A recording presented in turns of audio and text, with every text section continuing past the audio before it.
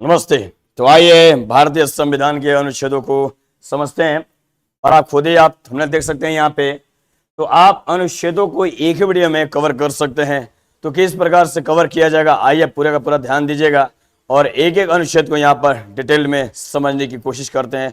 तो चलिए बिना देरी करते हुए देखते हैं सारे सवालों को। सबसे पहले मैं पेन ले लूँ।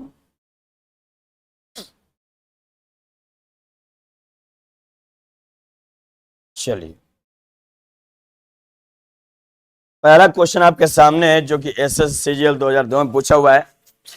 और देखिए ये सवाल कैसा है और सवाल को समझते हैं। कहता है भारतीय संविधान के किस अनुच्छेद के अंतर्गत भाषण एवं अभिव्यक्ति की स्वतंत्रता का अधिकार की गारंटी देता है। Freedom of expression. Freedom of expression का मतलब यह है कि आप अपनी बातों को देश में कहीं भी किसी के समक्ष रख सकते हैं और उनके प्रति अपना विचार विमर्श कर सकते हैं। और इसके लिए आपको किसी से डरने की जरूरत नहीं है और ना ही किसी से घबराने की जरूरत है। वो आप विचार बिल्कुल स्वतंत्र रूप से रख सकते हैं। और इसके लिए भारतीय संविधान में आपको लिए एक अनुच्छेद दिया गया है जो इस बात के अधिकार का गारंटी देता है जी। और वो है आर्टिकल 19।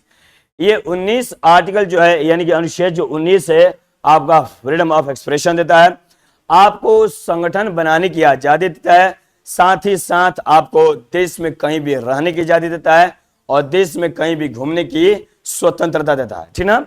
तो चलिए ये आंसर हम लोगों ने समझा। आइए नेक्स्ट सवाल पर चलते हैं जी। ज्यादा क्वेश्चन है इसलिए ज्यादा डिटेल में भी नहीं जाएंगे हम लोग, उतना ही देखेंगे जितना कि हमारा काम निकल जाए। क्वेश्चंस की संख्या बहुत ज्यादा है और ये क्वेश्चंस वो है जो बार बार आपके वनडे एग्जामिनेशन में पूछा जाता है जहां तक कि ऑब्जेक्टिव्स की बात होती है। भारतीय संविधान के किस अनुच्छेद में प्रेस की स्वतंत्रता है। प्रेस की स्वतंत्रता जो है भारतीय संविधान में ये 19 का ही हिस्सा है। 19 में ही आपको फ्रीडम ऑफ एक्सप्रेशन है और 19 के पार्ट 1 में ही आपका क्या है, प्रेस की स्वतंत्रता यानी कि मीडिया की बातें हैं जी। यानी कि आप देश की किसी भी खबरों को बिना घबराए दिखा सकते हैं और इस बात की जो आजादी देता है वो है आर्टिकल आपका 19(1) और ये 19(1) आपका कहाँ है, ऑप्शन बी में। So the correct answer will be option B. और ये आप टैग देख सकते हैं 2012 यूपी पीसीएस का, यानी यूपी पीसीएस में पूछा हुआ सवाल है। तो चलिए नेक्स्ट सवाल पर चलते हैं, ध्यान दीजिएगा। मौलिक अधिकारों के अंतर्गत कौन सा अनुच्छेद बच्चों के शोषण से संबंधित है। शोषण का अधिकार, ये सब आपके फंडामेंटल राइट्स की बातें हैं और शोषण के विरुद्ध आप अपनी आवाजें उठा सकते हैं। जब भी आपसे शोषण किया जाएगा, बलपूर्वक आपसे सेवा लिया जाएगा, तो वैसे हालात में आप आवाज उठा सकते हैं। और इसके लिए शोषण के विरुद्ध जो हमारा अधिकार है वो है 25 और 24 और 25। 25 का तो जिक्र है नहीं है तो 24 है। तो 24 हमारा क्या हो जाएगा, सही आंसर हो जाएगा। ये आपका सेकुलरिज्म की बातें करता है, ये आपका फ्रीडम एक्सप्रेशन की बातें करता है और ये आपका सही आंसर अनुच्छेद 23 से संबंधित है ही नहीं। तो चलिएगा नेक्स्ट सवाल पर चलते हैं और ये एसएससी स्टेनोग्राफर में पूछा हुआ सवाल है, कब की, 2011 की बातें हैं। चलिए नेक्स्ट सवाल पर चलते हैं। कहता है भारतीय संविधान के किस अनुच्छेद में अल्पसंख्यकों के हित के संरक्षण की बातें करता है। सीजीएल का सवाल है। अल्पसंख्यक जो है यहाँ पर उनके हितों की जहां तक बातें किया जाए, यानी अपने अनुसार अपनी धर्म की स्वीकृति कर सकते हैं, उनके लिए संस्थाएं बना सकते हैं और आवाज उठा सकते हैं। और उनके लिए जो ये आर्टिकल इस बात की जो आजादी देता है वो है आपका 29। ठीक ना। तो आप इस्लाम में भी देखते होंगे वो अपने संरक्षण की बातें करते हैं क्योंकि कहते हैं कि संविधान इस बात की हमें आजादी देता है। तो वो है आपका 29 और 30 दोनों अल्पसंख्यक की बातें करता है और यहाँ पर 30 तो है नहीं, 30 नहीं है तो 30 के करीब 29 है। 29-30 आपका क्या, अल्पसंख्यकों के हितों की बात करता है। सो the correct answer will be option D. वो सही आंसर क्या हो जाएगा, ऑप्शन डी हो जाएगा। ठीक ना। ये फ्रीडम एक्सप्रेशन है, ये इक्वालिटी की बात करता है और ये आपका सुप्रीम कोर्ट की बात करता है जहां पर आप सुप्रीम कोर्ट में डायरेक्ट मौलिक कर्तव्यों को लेकर जा सकते हैं। चलिएगा जी नेक्स्ट सवाल पर चलते हैं।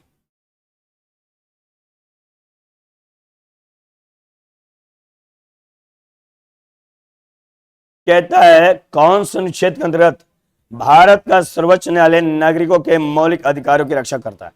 अभी अभी हमने बताया कि जहां तक भारत में मौलिक अधिकारों की रक्षा करने की बात है तो सुप्रीम कोर्ट हमेशा आपके साथ रहेगा, और सुप्रीम कोर्ट हमेशा ही आपके साथ रहता है मौलिक अधिकारों को बचाने के लिए।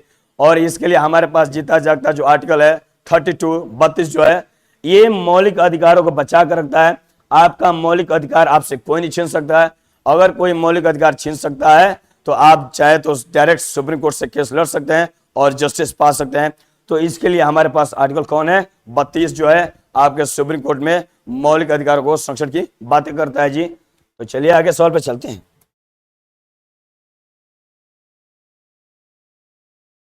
भारत के महान न्यायवादी की नियुक्ति, भारत के महान न्यायवादी की जो नियुक्ति है, ये मैं बोल दूं तो ये मल्टीपल टाइम्स पूछे जाने वाला क्वेश्चन है जी, जो कि 76 की बातें करता है। ये मल्टीपल टाइम्स पूछा जाता है, मल्टीपल टाइम्स आस्किंग क्वेश्चन।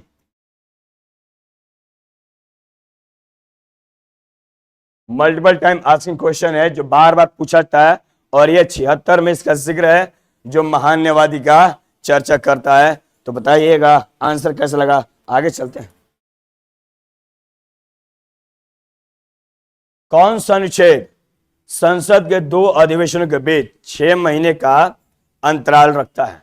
जब भी संसद में अधिवेशन बुलाया जाता है तो उसमें किसी खास बिल पे वार्तालाप किया जाता है, और ये जो आर्टिकल है जिसके लिए ये दोनों सदनों का प्रावधान दिया गया है वो है आपका 50 यानी कि 85 की बातें करता है। मैं देखता हूं 85 कहां है, ऑप्शन में है 85। लेकिन जब भी दोनों अधिवेशन बुलाया जाता है तो दोनों अधिवेशन के बीच आपका 6 महीने का अंतराल होता है, और ये 6 महीने का जो अंतराल है आपका 85 इस बात का जिक्र देता है। सही आंसर क्या हो जाएगा, सी। चलिए आगे सवाल पे चलते हैं।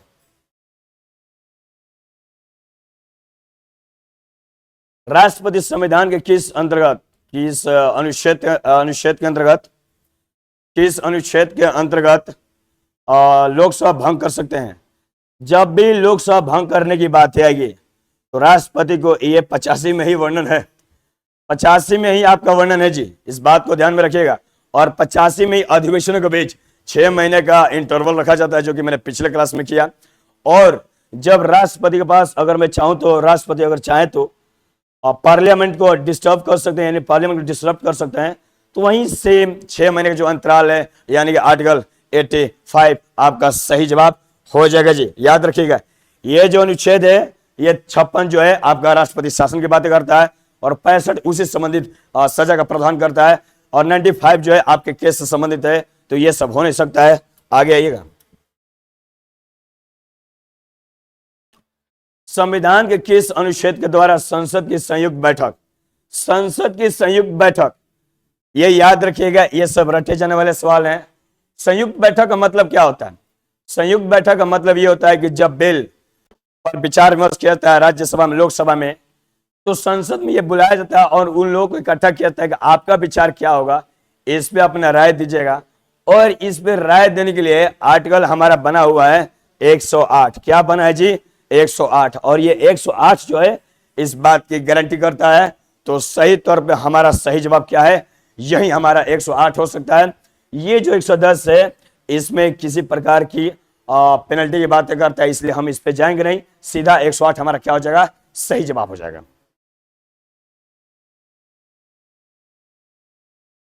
लोकसभा राज्यसभा के संयुक्त अधिवेशन, जब भी संयुक्त अधिवेशन की बातें करें, जब भी संयुक्त अधिवेशन की बातें करता है तो ध्यान रखिएगा वो सेम का सेम वही आर्टिकल होता है जो अभी हमने आर्टिकल यहां पर पढ़ा है। क्या? अनुच्छेद जो भंग कर सकता है। ये जो बैठकों का प्रावधान जो है ना, बैठकों का प्रावधान ये 108 में है, और साथ ही साथ ये लोकसभा का जो संयुक्त अधिवेशन जो है इसका भी जो प्रावधान है बैठाने का, वो भी कहां पर है? 108 में है। तो इसका भी सही जवाब हमारा क्या होगा? 108, ऑप्शन बी। आगे चलते हैं जी। भारतीय संविधान के किस अनुच्छेद के अंतर्गत और नई अखिल भारतीय सभा को लाया गया था? अनुच्छेद 312 में। कब लाया गया था? अनुच्छेद 312 में। ये सब रटे जाने वाले सवाल है। ये अखिल भारतीय सभा का मतलब क्या होता है? जितनी भी योजनाएं बनेगी उन योजनाओं पर डिटेल एक्सप्लेनेशन किया जाएगा, और उस पे दोनों उस योजनाओं को दोनों सदनों में लाकर बहस किया जाएगा और संवैधानिक तौर पर सुप्रीम कोर्ट से अप्रूवल लेकर राष्ट्रपति के पास हस्ताक्षर के लिए भेज दिया जाएगा। और जिसकी गारंटी कौन करता है? आर्टिकल 312 इस बात की गारंटी करता है। तो निश्चित रूप से हम सही आंसर पर अप्रोच कर चुके हैं, तो इसको जल्दी यहां सबमिट करते हैं और नेक्स्ट सवाल पे चलते हैं। संविधान का अनुच्छेद लोकसभा संरक्षण जानते हैं, लोकसभा यूपीएससी की बातें करता है और इसमें संरक्षण की बातें किया जाएगा तो ये 11 होता है और ये 11 कौन सा है? 311 होता है। जो लोकसभा यूपीएससी से संबंधित जो लोकसभा है उसकी संरक्षण के प्रावधान जी बातें करेगा। तो यह अनुच्छेद आपका कितना है? ये है 12। इस बात का प्रमाण नहीं है, 15 नहीं है, 10 नहीं है। सही आपका आंसर क्या हो जाएगा? 311 हो जाएगा। तो चलिए नेक्स्ट सवाल पर चलते हैं। टैक्स असिस्टेंट परीक्षा 2009 में पूछा हुआ सवाल है। कहता है संविधान के किस अनुच्छेद के द्वारा संघ एवं राज्यों के लिए लोक सेवा आयोग है? संघ एवं राज्यों के लिए लोक सेवा आयोग यानी यूपीएससी। जब यूपीएससी में अगर आप एनरोलमेंट लेना चाहते हैं तो चाहे केंद्र से आप बिलोंग करते हो या फिर राज्य से, तो उसके लिए प्रावधान है और ये समवर्ती सूची में बातें आती है जो कि 315 गारंटी करता है इसके लिए। तो 315 देखते हैं कहां पर है, तो 315 हमारा यहां पर है। 312 इसके लिए जिक्र नहीं है, ये किसी सजा का प्रावधान करता है, ये भी इससे संबंधित नहीं है। तो सही हमारा क्या हो जाएगा? ऑप्शन ए हो जाएगा। तो चलिए नेक्स्ट सवाल पे चलते हैं। लोक सेवा आयोग के कार्यों का उल्लेख जब भी बातें करेगा लोकसभा का यानी यूपीएससी की डिटेल की बात करेगा तो ये 320 इसका रेडीमेड आंसर है। आप इसको टिक करके आगे डायरेक्ट बन सकते हैं। जब भी यूपीएससी की उसके कार्यों की बातें करेगा यानी उसके फंक्शन की बातें करेगा 320 आपका टोटल सवाल है, सीधा टिक करिए और आगे बढ़ जाइए। 324 आपका निर्वाचन आयोग की बातें करता है, इसलिए मैं इस पे नहीं जा रहा।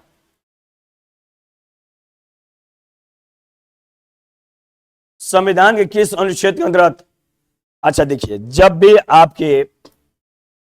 भी आपका पुरस्कार की बातें हो, भारत रत्न की बातें हो, विभूषण हो या कोई भी अलंकार जो राष्ट्रपति के द्वारा दिया जाता है, वो जो पुरस्कार है आपका 18 के फर्स्ट में है। लेकिन 18 का फर्स्ट हमारा दिया ही नहीं है, कोई बात नहीं। 18 तो आपका फंडामेंटल राइट्स में है यानी मौलिक अधिकार में, लेकिन मौलिक अधिकार में ये है, ये नहीं है और ये नहीं है। तो हमारा 18 क्या हो जाएगा? सही जवाब हो जाएगा। 32 सुप्रीम कोर्ट की आजादी करता है, ये इक्वालिटी करता है, लिंग भेद पे बातें करता है और 23 जो है आपके इससे संबंधित है ही नहीं, अस्पृश्यता की बातें करता है। चलिए आगे चलते हैं। संविधान के किस अनुच्छेद के अंतर्गत अल्पसंख्यकों की अपनी संस्कृति, संरक्षण और अपनी पसंद की शिक्षा? जब भी अल्पसंख्यकों की शिक्षा की बातें करेगा, शिक्षा अपने मन से शिक्षा की बातें करेगा, तो सीधा हम 38 पे जाएंगे। और उनके प्रति संस्थान बैठाने की बातें करेगा तो सीधा 39 पे जाएंगे। तो 38 39 सही जवाब हो जाएगा। ऑप्शन बी हमारी से क्या हो जाएगा? बिल्कुल सही जवाब हो जाएगा। तो चलिए आगे चलते हैं। शिक्षा की अगर बातें करता है तो 38 मारते, लेकिन उससे संस्थान की भी बातें करता है तो 39, इसलिए 38 व 39। कह रहा है कि संविधान की किस अनुच्छेद में यह व्यवस्था की गई है कि प्रत्येक राज्य शिक्षा के प्राथमिक स्तर पर मातृभाषा यानी कि हिंदी में शिक्षा की प्राप्त सुविधा?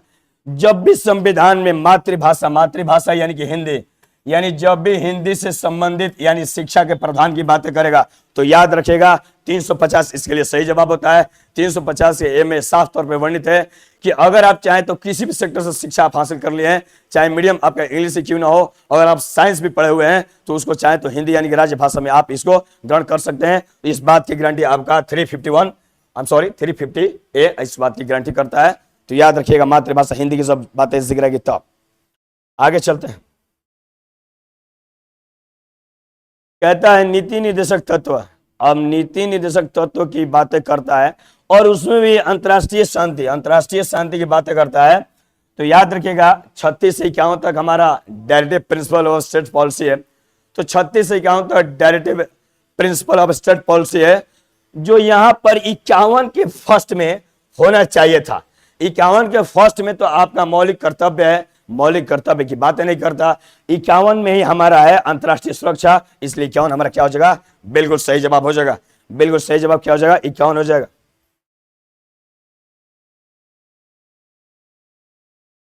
संविधान के किस अनुच्छेद में राज्य के निर्देश? ये 36 51 है, इसमें कोई घबराने की बात नहीं है। 36 51 ठीक करिए और आगे बढ़ जाइए। ये बहुत इजी सवाल था, एनटीपीसी में पूछा हुआ सवाल है। भारतीय संविधान के अंतर्गत कल्याणकारी राज्य, जब भी कल्याणकारी राज्य की बात किया जाएगा तो राज्य इसके लिए 39 अनुच्छेद देकर रखी है। रेडीमेड सवाल है, सीधा आगे बढ़िए, मारिए टिक कीजिए, सीधा आगे बढ़िए। 39 में आपका क्या दिया हुआ है, जब भी कल्याणकारी राज्य के निर्माण की बात किया जाएगा तो उसके लिए हमारे पास आर्टिकल है 39 यानी कि 39, और सीधे आगे बढ़ जाते हैं जी। भारतीय संविधान का कौन सा अनुच्छेद राज्य के सरकारों, ग्राम पंचायत, ग्राम पंचायत सीधे 40 मारिए और आगे बढ़ जाइए। ग्राम पंचायत कहां पर है, 40 में है, और सीधे आगे बढ़ जाइए।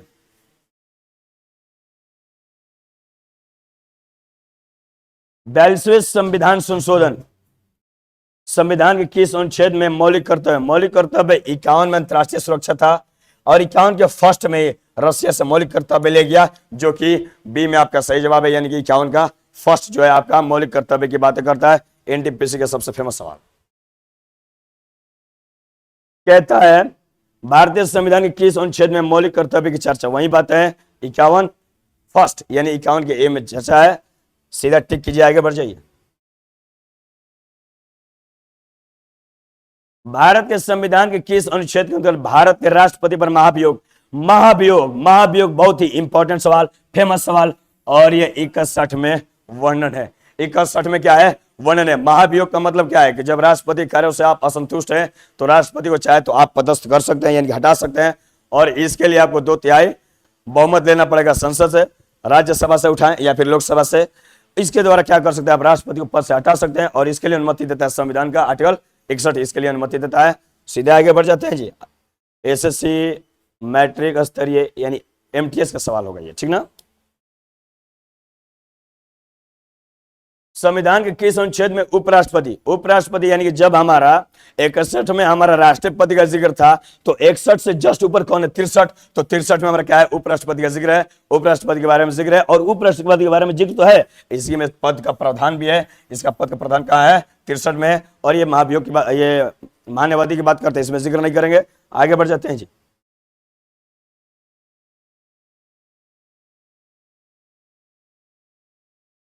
संविधान के किस अनुच्छेद के अंतर्गत मंत्रिमंडल सामूहिक रूप से, जब भी मंत्रीगण, ये पीएम के अंतर्गत में काम करने वाला मंत्रीगण है जो राष्ट्रपति कार्यों में सलाह देने की बातें करता है, लेकिन ये मंत्रिमंडल जो है, ये मंत्री परिषद जो है, ये मंत्रीगण जो है, ये पीएम के नेतृत्व में नियुक्त होता है।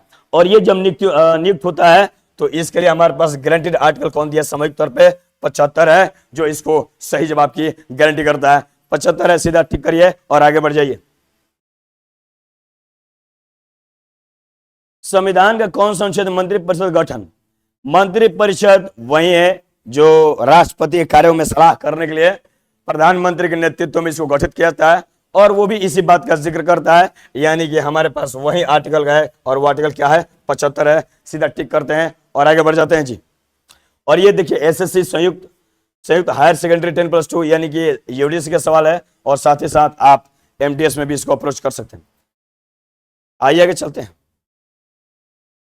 भारतीय संविधान के किस अनुच्छेद में निर्वाचन आयोग, निर्वाचन आयोग आप जानते ही हैं, चुनाव करवाने के लिए हमारे पास कौन सा आर्टिकल है, 324 है।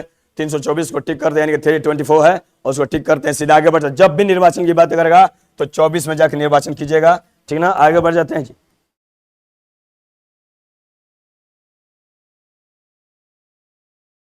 लोकसभा में एंग्लो इंडियन समुदाय के प्रतिनिधित्व के लिए भारतीय संविधान के अनुच्छेद में अंतर्गत किया गया।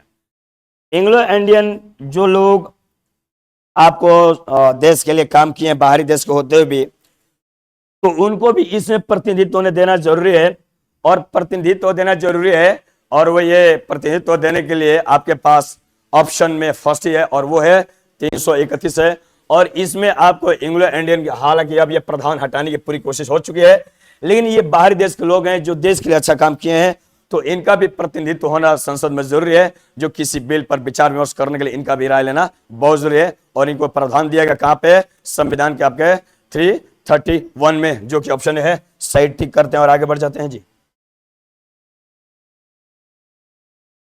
अनुसूचित जाति और जनजाति, अनुसूचित जाति और जनजाति के लिए एक राष्ट्रीय आयोग गठित करने संविधान, एक राष्ट्रीय आयोग गठित करने का प्रावधान संविधान के किस अनुच्छेद के अंतर्गत किया गया है?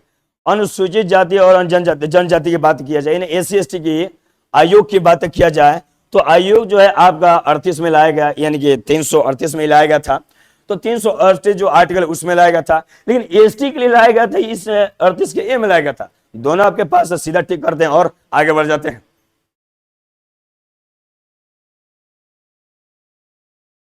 संविधान के किस अनुच्छेद के अंदर हिंदी भाषा को राज्य भाषा का दर्जा दिया गया? संविधान के किस अनुच्छेद के अंतर्गत हिंदी भाषा को राज्य भाषा का दर्जा दिया गया था? तो राज्य भाषा का दर्जा दिया गया था 343 के फर्स्ट में दिया गया था। तो राज्य भाषा का दर्जा कहां दिया गया था? 343 के फर्स्ट में दिया गया था। तो सीधा ठीक करते हैं और आगे बढ़ जाते हैं जी।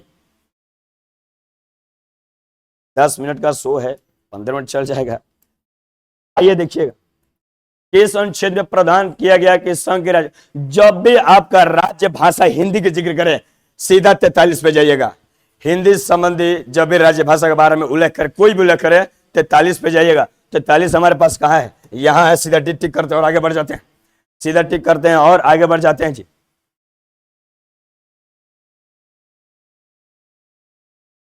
यहां भी वही बात है, देखिए हिंदी भाषा फिर जिक्र गया और हिंदी भाषा का फिर जिक्र गया तो 343 आपका परफेक्ट इसके लिए। जब भी आपका हिंदी भाषा के जिक्र है और हिंदी भाषा की लिपि देवनागरी की जब जिक्र है तो आपका किस में जाएगा? 343 यानी फर्स्ट में सीधा टिक करते हैं और आगे बढ़ जाते हैं। बाहरी आक्रमण, बाहरी आक्रमण या सशस्त्र विरोध के कारण भारत के राष्ट्रपति और राष्ट्रीयपात, राष्ट्रीयपात ये शब्द याद रखिएगा। ये 52 में है जी। ये बहुत फेमस सवाल है, इसके लिए मुझे नहीं लगता है कि ज्यादा एक्सप्लेन करना चाहिए। ये 52 में है राष्ट्रीयपात, ठीक ना? राष्ट्रीयपात जहां दिखाई दिया 52 टिक करिए और आगे बढ़ जाइएगा। ये 56 आपका राष्ट्रपति शासन है और ये 360 जो है ये आपका वित्तीय आयोग से संबंधित रखता है जी, वित्तीय पात का संबंध रखता है। संविधान के किस अनुच्छेद के तहत राज्य में विफल होने पर, संवैधानिक तंत्र विफल होने पर राष्ट्रपति शासन, और राष्ट्रपति शासन जैसे जिक्र आता है सीधा 56 पाइएगा और टिक करके आगे बढ़ जाइएगा। राष्ट्रपति शासन जब भी जिक्र आएगा, राष्ट्रपति शासन तब लाया जाता है जब देखा जाता है कि राज्य में मुख्यमंत्री की हालात बहुत गंभीर है, मुख्यमंत्री अच्छे से काम नहीं कर रहा है, उसके प्रति नो कॉन्फिडेंस मोशन लाए जा रहे हैं, यानी कि अविश्वास प्रस्ताव पत्र लाए जा रहे हैं। तो वैसे हालात में राष्ट्रपति के जिक्र लिया जाता है और सेना हाथ में पावर दे जाता है और इसका फायदा राज्यपाल उठाता है। इसलिए राज्यपाल को उस राज्य का निवासी नहीं बनाता है, जिस राज्य का वो राज्यपाल है उस राज्य का वो निवासी नहीं होता। इस बात को ध्यान रखिएगा। वित्तीय पात, जब भी वित्तीय पात की बातें करें, वित्तीय पात जब लगता है, हालांकि इसका उपयोग अब तक नहीं किया गया है, लेकिन जब भी वित्तीय पात लगता है तो ध्यान रखिएगा सरकारी ऑफिसरों की पेमेंट काट कर सरकारी खाते में जमा कर लिया जाता है। बहुत ही घटिया चीज है, इसको नहीं लाना चाहिए। हालांकि यूज नहीं हुआ है। ये आने पर क्या होता है, ये 60 में है।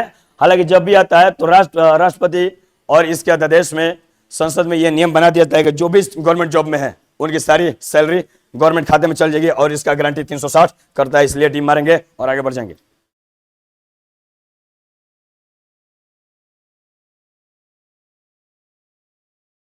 संविधान सभा द्वारा अंतिम रूप से पारित संविधान में कुल कितने, जब संविधान पारित हुआ था तो ये 95 और 8 अनुसूची की बातें करता है। 95 और 8 अनुसूचियां ऑप्शन है। ये जब संविधान शुरुआत में बना था तब की बात है, ठीक ना? वर्तमान में अगर अनुसूची और अनुच्छेद की बातें किया जाए तो वर्तमान में तो आपका संशोधन करके आपका हो गया 470 हो गया, 12 अनुसूची और 470। लेकिन अब ये 470 कहीं दिखाई नहीं दे रहा, 400 क्रॉस में है और ये 48 है और इसलिए हमारा क्या हो जाएगा, सही जवाब आपका ऑप्शन बी हो जाएगा, ठीक ना? चलिए आगे चलते हैं। हालांकि परफेक्टली करंट में 470 72 चल चुका है संशोधन करके 8 और अनुसूची आपकी 12 है, ये इस बात को ध्यान रखिएगा। संविधान के किस अनुच्छेद में यह अंकित है कि इंडिया अर्थात भारत राज्यों का संघ है? फर्स्ट ही है, इंडिया दैट इज भारत, यानी भारत राज्यों का संघ है। ऑप्शन ए में ही है, यानी कि आर्टिकल ए में ही है जी। संविधान के अनुच्छेद फर्स्ट में वही राज्यों का संघ है, यानी ऑप्शन डी है जी। सीधा एक टिक करते हैं और आगे बढ़ जाते हैं। सर्वोच्च न्यायालय अपने द्वारा सुनाए गए किसी भी निर्णय पर या किसी भी निर्णय या आदेश पर पुनर्लोकन कर सकता है और यह व्यवस्था संविधान के किस अनुच्छेद में है? निश्चित रूप से सर्वोच्च न्यायालय सुप्रीम कोर्ट कोई फैसला रॉन्ग सुना देता है, तो रॉन्ग सुनाता है तो उसका पुनर्लोकन के लिए यानी कि पुनर्विचार के लिए भी हमारे पास उपाय है, और ये संविधान की आर्टिकल 137 इस बात का जिक्र करता है। इसलिए सही आंसर हमारा क्या हो जाएगा? Option A. और ऑप्शन ए को टिक करते हैं, सीधा आगे बढ़ जाते हैं। एक्सक्यूज मी,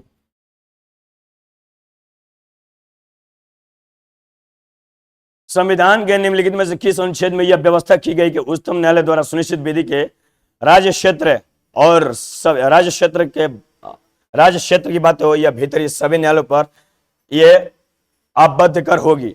देखिएगा इसमें अच्छी लाइन ये क्या लिखा गया है, थोड़ा सा मैं इसको मिटा दूं। देखिए, कहने का मतलब यह है कि जो भी सुप्रीम कोर्ट काम करेगा उससे मानने के लिए हाई कोर्ट भी और ये आपका जिला सत्र न्यायालय डिस्ट्रिक्ट कोर्ट भी बाध्य होगी, और ये आपका गारंटी करता है 41। कौन करता है जी? 41। यानी कि अनुच्छेद 41 141 में इस बात का जिक्र है कि जब सुप्रीम कोर्ट न्याय करेगा, कोई फैसला सुनाएगा, तो इस पर विचार विमर्श करने के लिए आपका बाध्य हाई कोर्ट भी होगा, ठीक ना? और ये विधि भारत के राज्य क्षेत्र बाहर भी अंदर भी यानी कि हाई कोर्ट से लेकर नीचे के जो न्यायालय है डिस्ट्रिक्ट वहां भी लागू, और इस बात की गारंटी आपका 141 करता है। There is house fly upon the board, that's why I am getting disturbed, but don't worry.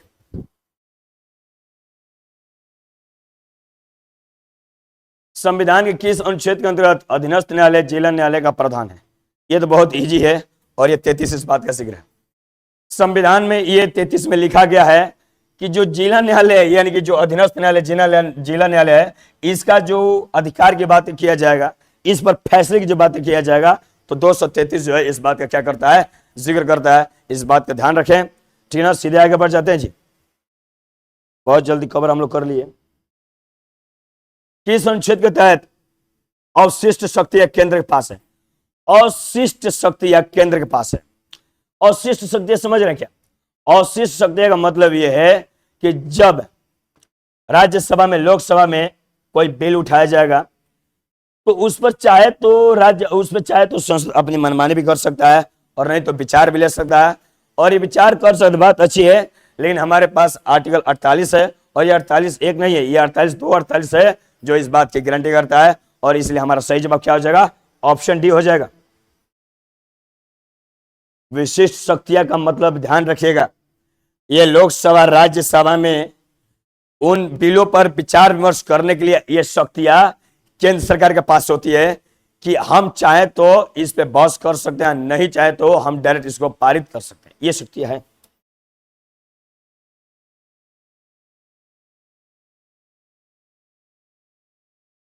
राज्यों द्वारा प्रार्थना करने पर भारत की संसद उन राज्यों के लिए अनुच्छेद के अंतर्गत कानून बना सकती है। कहता है कि भारत द्वारा प्रार्थना करने पर भारत की संसद यानी भारत राज्यों के द्वारा यानी कि जो स्टेट चाहेगा, स्टेट कोई नियम चाहता है और वो पावर में केंद्र के, तो वो जब केंद्र के पावर में है और वो चाहता है कि संसद के आप हमारी मदद करें, तो मदद करें उस कानून को बनाने में, तो उसके लिए हमारा 52 क्या है जी? 252 जो है यानी कि 252 जो आर्टिकल है इस बात की गारंटी करता है कि राज्य केंद्र सरकार से डिमांड कर सकता है कि हमारे अधिकार में ये पावर नहीं है, लेकिन आप चाहे तो कानून बना सकते हैं और इसको बनाने के लिए हमें गारंटी कीजिए, और इसके लिए राज्य सरकार के पास अधिकार है, और इस अधिकार की गारंटी कौन करता है? 252 गारंटी करता है। इसलिए ऑप्शन क्या हो जाएगा? ये हमारा सही जवाब हो जाएगा। भारतीय संविधान के अंतर्गत निम्नलिखित में से कौन सा अनुच्छेद संसद को राज्य सूची के विषय संबंधित विधि बनाने का अधिकार प्राप्त है? तो जब भी संसद में संविधान के अंतर्गत, ठीक ध्यान रखिएगा, संसद को राज्य सूची के विषय में अगर उससे संबंधित विधि बनाने की शक्ति प्रावधान है, तो याद रखिएगा राज्य सूची का अगर बात करेगा और उसके बाद संसद कानून बनाएगा, तो राज्य सूची के अंतर्गत, जबकि राज्य सूची में राज्य इन्वॉल्व हो सकता है, लेकिन संसद चाहे तो कानून बना सकता है, और इसके लिए 249 जो इस बात की गारंटी करता है। तो 249 हमारा क्या हो जाएगा? बिल्कुल सही जवाब हो जाएगा। आगे बढ़ जाते हैं।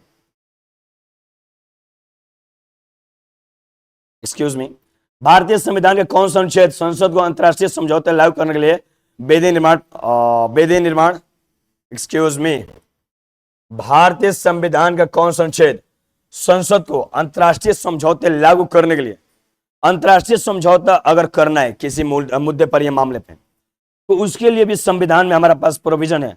और वो प्रोविजन कौन है? वो प्रोविजन हमारा कौन है जी? ध्यान दीजिएगा, ये इस सवाल को पहले समझिए, उसके बाद मैं आता हूं। संसद को अंतर्राष्ट्रीय समझौता लागू करना, तो जब भी अंतर्राष्ट्रीय समझौता लागू करेंगे तो उसके लिए हमारे पास कौन सा आर्टिकल है? उसके लिए हमारे पास कौन सा आर्टिकल है जी? उसके लिए हमारे पास कौन सा आर्टिकल है? ये हमारा क्या हो जाएगा? बिल्कुल सही जवाब हो जाएगा। 53 जो होगा हमारा क्या हो जाएगा? बिल्कुल सही जवाब हो जाएगा। तो इसलिए ऑप्शन सी पर, option C, excuse me, option C हमारा क्या हो जाएगा? बिल्कुल सही जवाब हो जाएगा। इस बात को ध्यान रखिएगा। अंतर्राष्ट्रीय समझौते के लिए केंद्र क्या होता है? विवश होता है। चाहे वो खरीद बिक्री की बात हो, हथियार खरीदने की बात हो, तो समझौते करके ही होंगे। और हर संविधान का अपना अपना नियम है, और इस नियम की गारंटी कौन करता है? 53 करता है, यानी कि 253 हमारा क्या हो जाएगा? बिल्कुल सही जवाब हो जाएगा। भारतीय संविधान 350 वहीं आ गया। प्राथमिक शिक्षा में मातृभाषा की बातें करेगा, तो प्राथमिक शिक्षा में मातृभाषा का जिक्र करेगा। और ये बार बार हमने क्वेश्चन कराया है। ऑप्शन बिना देखे सीधा मारिए और आगे बढ़ जाइए। भारतीय संविधान में 368 किससे संबंधित? 68 क्या करेगा? संशोधन करने की बातें करता है। ऑप्शन ए मारिए, सीधे आगे बढ़ जाइए। संविधान के कौन सा अनुच्छेद जिसके दुरुपयोग, कोई एक ऐसा अनुच्छेद है जो दुरुपयोग की बात करता है, और वो है राष्ट्रपति शासन। और राष्ट्रपति शासन कहाँ है? 56 में है। राष्ट्रपति शासन का दुरुपयोग बड़े धड़ल्ले से किया गया, और खास तौर से सत्तारूढ़ जो पार्टियां हैं बड़ा धड़ल्ले से की है। वो इसलिए की है ताकि सरकार की वहां पर, और पार्टियों का काम होता है, सरकार की वहां पर पावर हटा देंगे, राज्यपाल के अंतर्गत पावर दे दिया जाएगा, और राज्यपाल जब चाहेगा तब सेना का बल प्रयोग करके कोई भी काम करवा सकता है। तो ये दुरुपयोग किया गया है, तो ये राष्ट्रपति शासन, और ये है 56। इसलिए सही जवाब हमारा क्या हो जाएगा? ऑप्शन बी हो जाएगा। और हम लोगों ने 50 क्वेश्चन संविधान के आर्टिकल से हम लोगों ने देखा, और ये आप खुद देख पा रहे हैं, काफी लॉन्ग लैंग्वेज में बनाकर कॉम्प्लिकेटेड कर दिया गया। सवाल हालांकि बहुत इजी है, लेकिन लैंग्वेज को देखकर इतना नहीं गड़बड़ा जाना है। तो बताइएगा ये वीडियो कैसा लगा, और हमने एक एक क्वेश्चंस को डिटेल में समझाया ये कैसे है और क्यों नहीं है। और इस बात को ध्यान रखते हुए आप बताइएगा ये वीडियो कैसा लगा, और अपने कमेंट बॉक्स में जरूर राय दीजिएगा। तो चलिए आज के लिए बस इतना। तब तक के लिए बहुत बहुत शुक्रिया, धन्यवाद, शुभ रात्रि।